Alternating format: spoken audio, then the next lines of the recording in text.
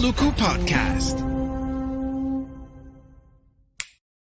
Well, friends, what's good? Ghazali Ohorella here with COP26 daily update. Whereas this is the last day of week one, day number 6. So we decided to do a little bit of a stock take of the results that we have from the first week of COP26. For those that keeping score, in terms of the time that I had to wait in line to get into COP26, this time around was only 5 minutes, actually. So that was pretty cool. So what we're gonna do, let's try to recap what are the main outcomes of week one. Probably on Article 6, obviously one of the most contentious parts uh, uh, of COP26. So what stage have we reached in the negotiations, and then how these peoples can engage in the next stage, and then probably talk about potentially what happens if COP26 fails to include human rights in Article 6. Obviously joined by Tomo. He's our reporter live from the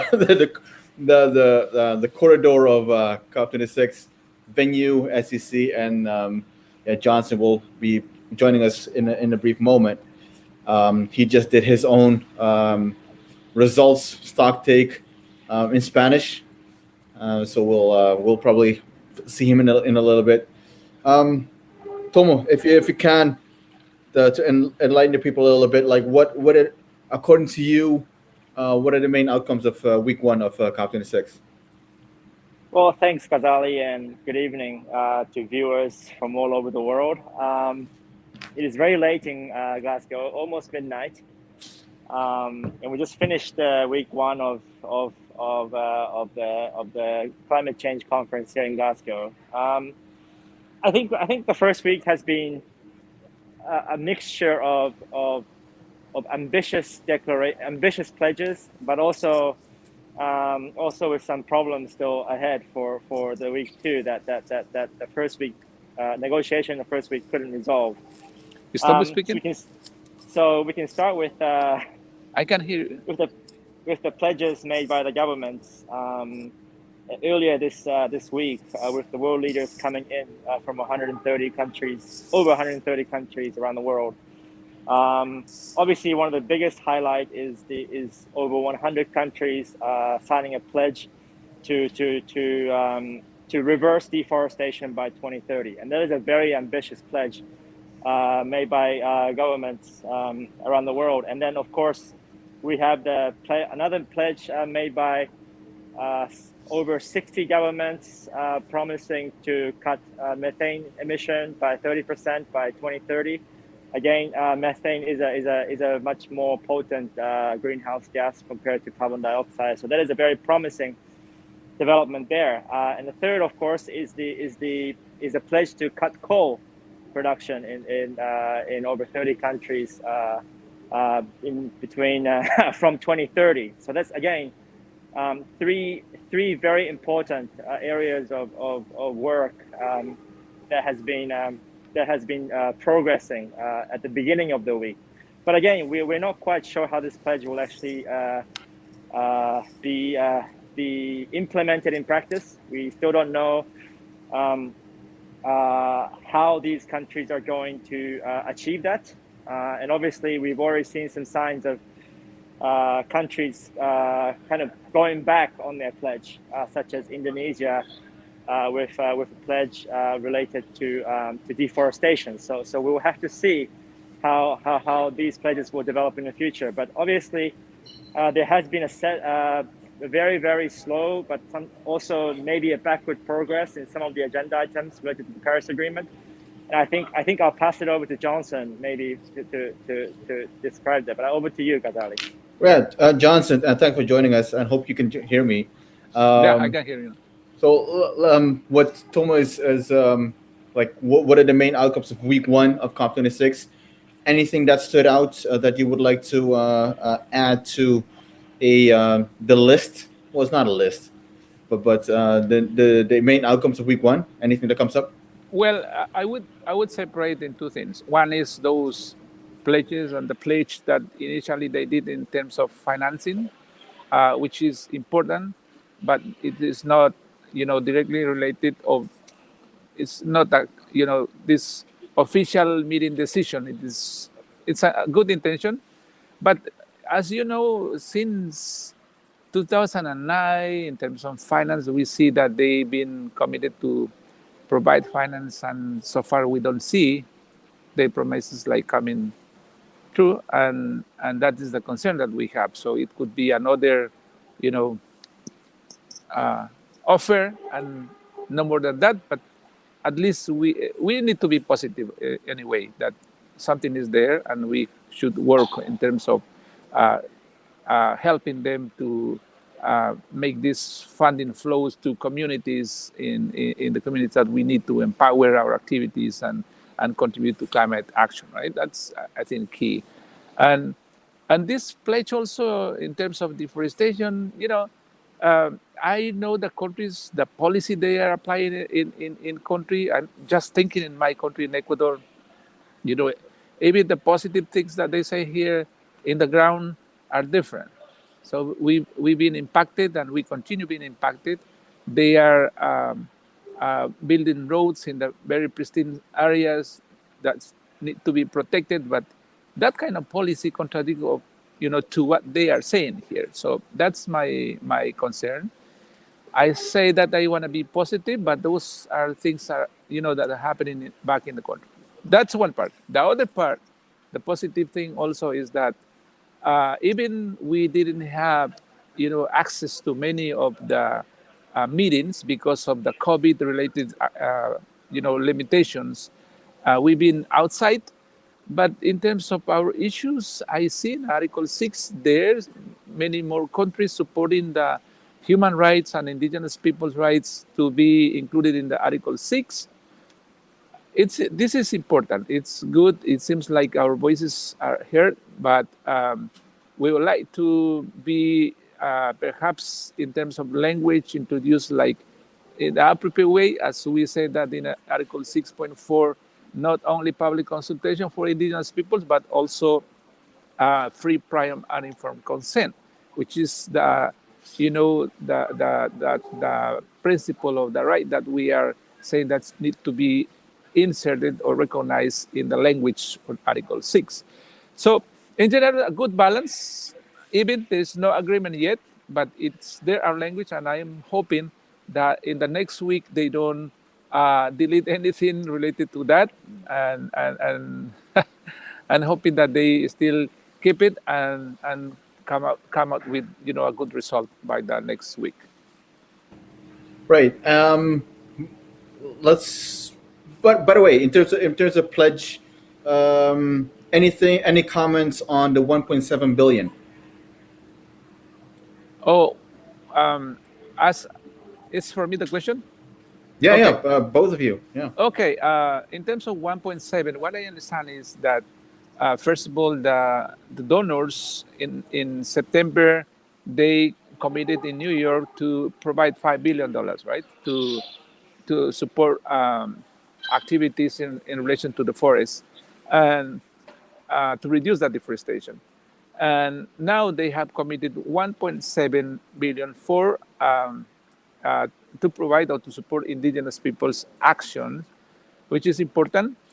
First thing, good, I like it. Second, it's a pledge. I'm hoping to see this is gonna flow really to the communities. Third, nobody knows how this is gonna be done. Many people say that this is gonna be done by each organization, and they have their own procedures and they will use that way. We don't understand if this is going to be allocated as a, I don't know, global platform where they have the 1.7 billion in order to support indigenous people. So we don't know yet how this is going to be implemented. So that is unclear. And I heard that there's going to be several meetings in order to clarify this and make, reality the funding flow into to indigenous peoples. And from the communities, I've seen many organizations excited that we have that money. And what I've heard is that some of the organizations are really prepared because they have created a funding mechanism in the regions. For instance, I've been talking closely with people from Brazil, saying that we have an indigenous fund created in order to receive this funding and help indigenous organizations to receive directly this funding. So then in Central America, they said they have created the same funding mechanism, which is not directly, in the indigenous organization itself.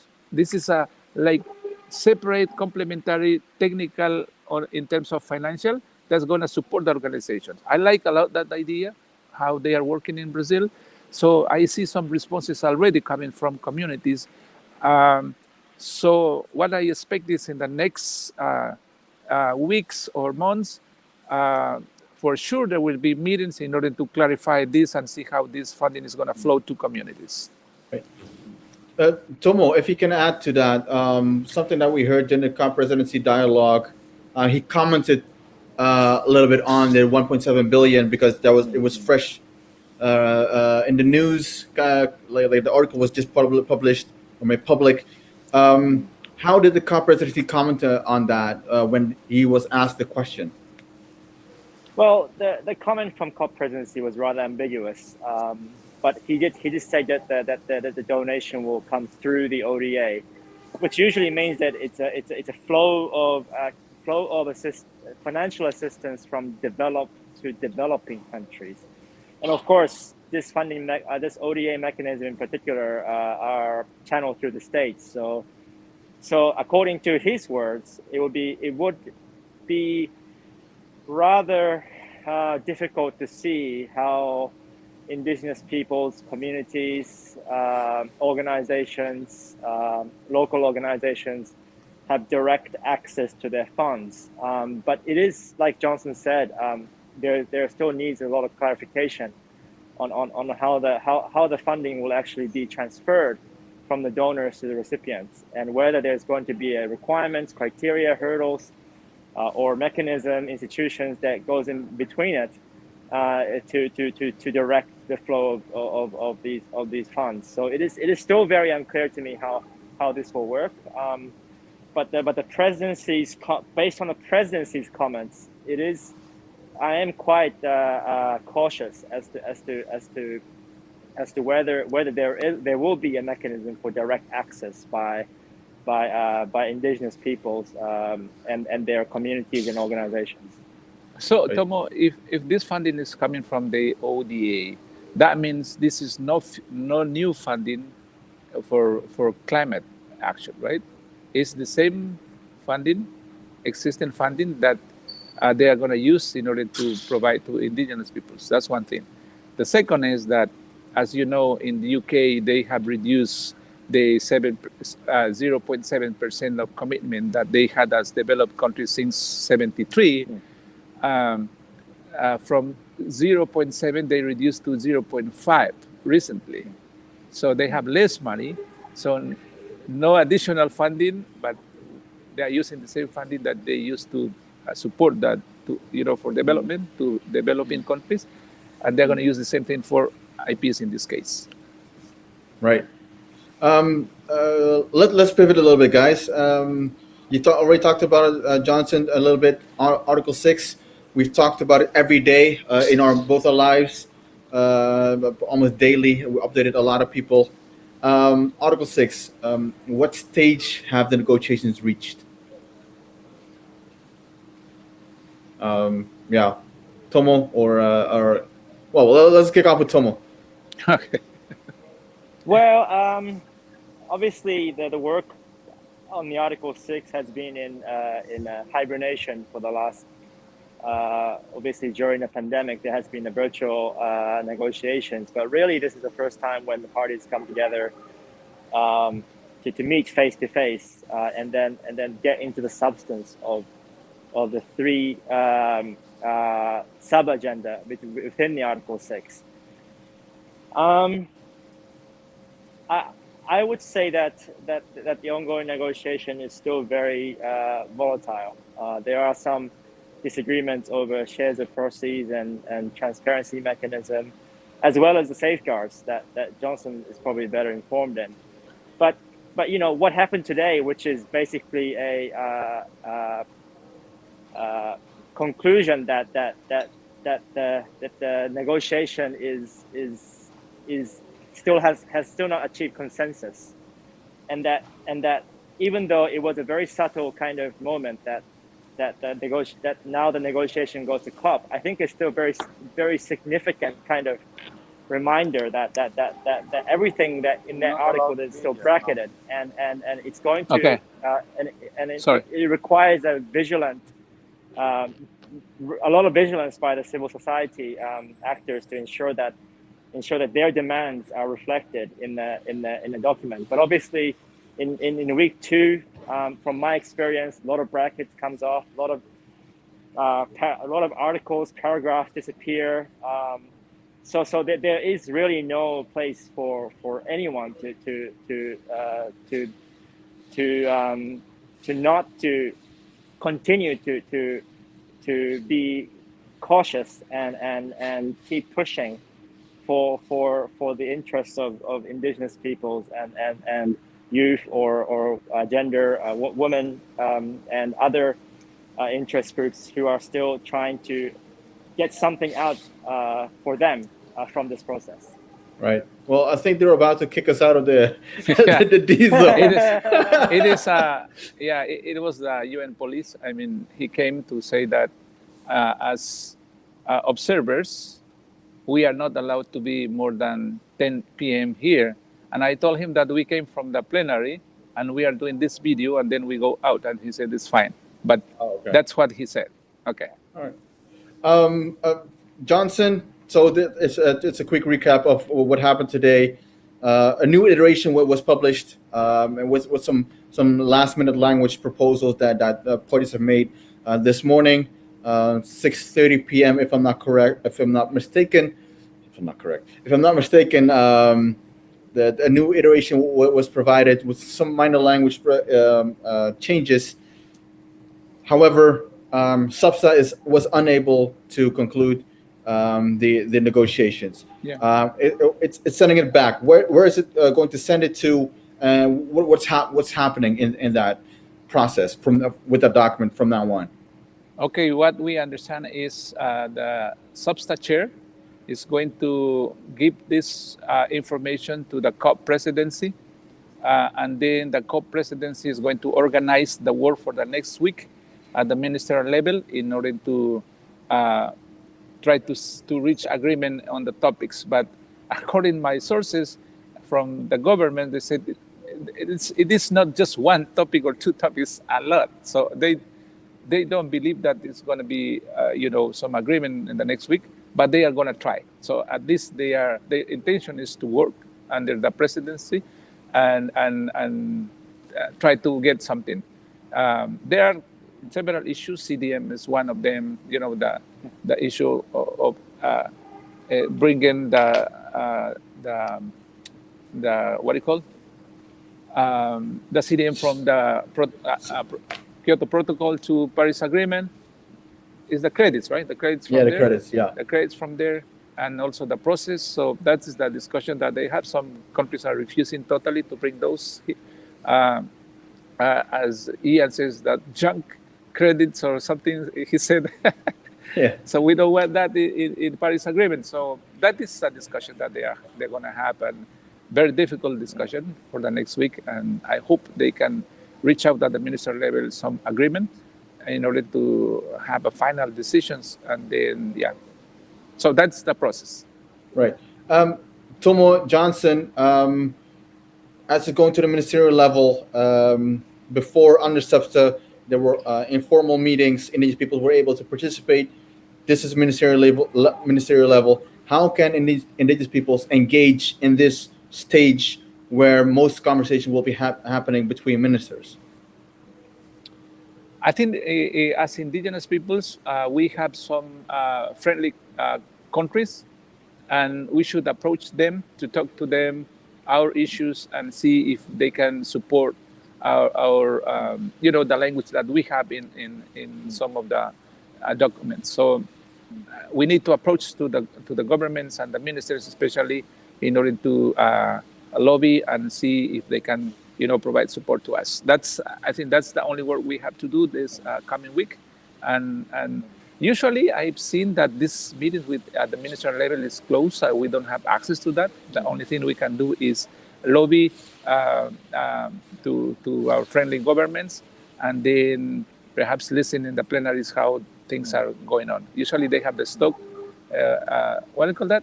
Stock take. The stock take, then we listen what is the status, and then we can approach to the delegations. So that's the work that we have to do in the next week, and yeah, good luck.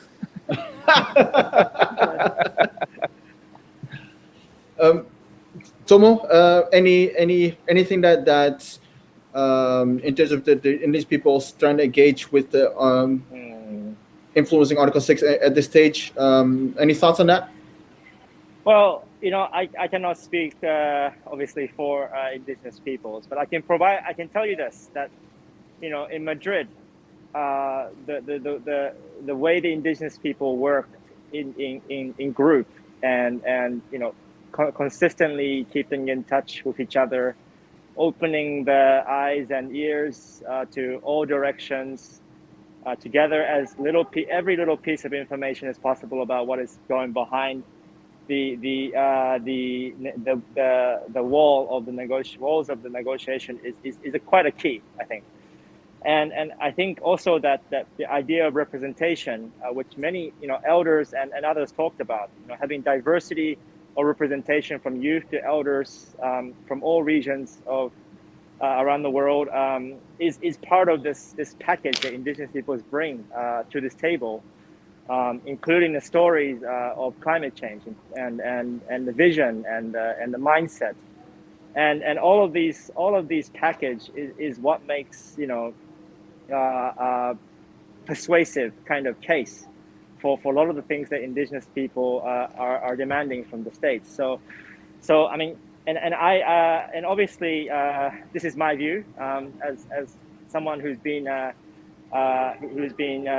kind of observing and thinking about indigenous people's participation in this fora, and it is really up to indigenous peoples to ensure that these types of representations. Something is happening with my phone, so I have to cut it here. And tactics and strategies come together. So I'll be trying to help in any way I can. But I'm really looking forward actually to see more the increase of activities around Article 6 happening next week. Right. Okay. Yeah. Yeah. Well, Johnson fell off the grid. So I'll ask you this final question. What happens? What are you in your view, right? Observations, conversation you had with indigenous peoples, other constituencies, academics. What do you think? What will happen if COP26 fails to include human rights in Right. Article 6? Well, I think one of the things that I hear most, especially during the presidency dialogue with the indigenous people, is that, well, obviously indigenous people are going to keep doing what they have been doing since time immemorial, which is to protect their environment and look after the community at the local level, and continue to advocate for the rights of indigenous peoples. I mean, that has always been a default. So they say, and I completely agree with that view. Obviously, if Article 6 doesn't get passed here, it will be kicked down the road to the next COP, and if they don't solve the problem there, it'll be kicked to another COP. But I'm quite confident that indigenous peoples will continue to come back to the COP and at the international level, while at the national level, subnational level, local level, they continue their advocacy work to and think ahead of the generations beyond us, and just keep doing what they're doing. That's the message that I hear a lot, and that also kind of gives me a great courage to continue my work as well. So I have no problem with that at all. But obviously, Right. it's good to have a Article 6 concluded here with all their safeguards and protection of rights of indigenous people. So that's what I think indigenous people are going for, and Right. yeah, Absolutely.